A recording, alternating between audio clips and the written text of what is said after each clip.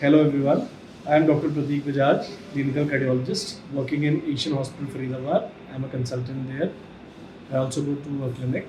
This small video is to bring awareness about hypertension, which is also known as a silent killer. It affects both young and adults, old people equally. Nowadays, we see a lot of young patients because the lifestyle of young and old is almost similar because जैसे हम कहते थे बूढ़े लोग बैठे हैं rest कर रहे हैं, आजकल यंग लोग भी जॉब कर रहे हैं, सुबह जाते हैं रात को आते हैं, फिजिकल एक्टिविटी काम ना के बराबर है, जंक फूड बहुत ज़्यादा है, coffee, alcohol, smoking, all these things they add on to the risk factors. Hypertension control करने के लिए हमें बहुत कुछ करना चाहिए, जैसे एक्सरसाइज करनी चाहिए, सेडेंटरी लाइफस्टाइल नहीं लीड करनी चाहिए, डाइट पे बहुत ध्यान देना चाहिए, सॉल्ट इंटेक पे बहुत ध्यान देना चाहिए, जंक फूड अवॉइड करना चाहिए, मैदा, मीठा, ऑल दीज थिंग्स अवॉइड करनी चाहिए। अच्छी हैबिट्स बनाएंगे तो आगे भी हमारे वो काम आएंगी। दूसरी चीज़ बीपी के लिए एक पहले हम पढ़ते भी थे, कहते भी हैं रूल ऑफ 50, उसमें ये है कि 50% लोगों को यही नहीं पता कि उन्हें बीपी है। जिन 50 को पता है उन्हें बीपी है, वो 50% ही उसमें से दवाई लेते हैं। जो 50% दवाई लेते हैं उनमें 50% ही अपना कंट्रोल कर पाते हैं एडिक्वेटली, जो गोल मीट करना है हमें।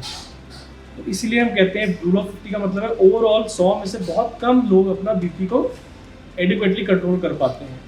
इसलिए लाइफस्टाइल अच्छा रखना, डाइट ठीक लेना, एक्सरसाइज करना, स्मोकिंग ना करना और बीपी की रेगुलर मॉनिटरिंग करना, जिनको टेंडेंसी है बीपी बढ़ने की, ये सब चीज़ें बहुत ज़रूरी हैं।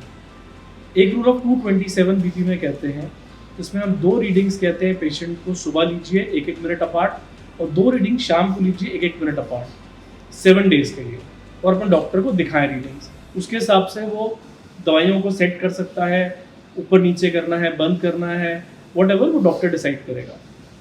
एक और टूल होता है ABPM जो हम मरीजों में कराते हैं, जिसमें हम 24 आवर बीपी मॉनिटरिंग कराते हैं।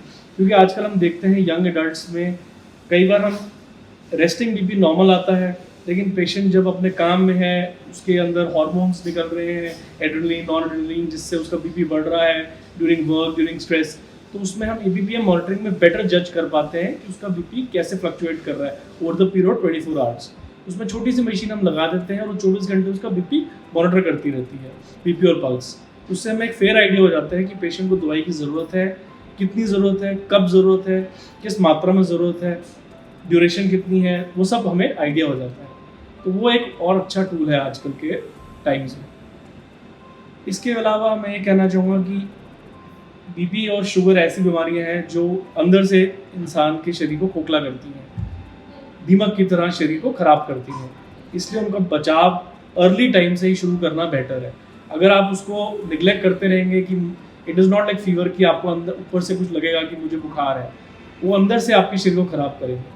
तो इसलिए early prevention and early control is always better. Doctor से मिलिए, दवाई लीजिए अगर ज़रूरत है, लाइफस्टाइल ठीक रखिए, स्ट्रेस कम लीजिए, स्मोकिंग बंद करिए, अल्कोहल की मात्रा कम रखिए और हैप्पी रहिए। अगर आपको जिस चीज़ से खुशी मिलती है वो चीज़ करिए। Thank you.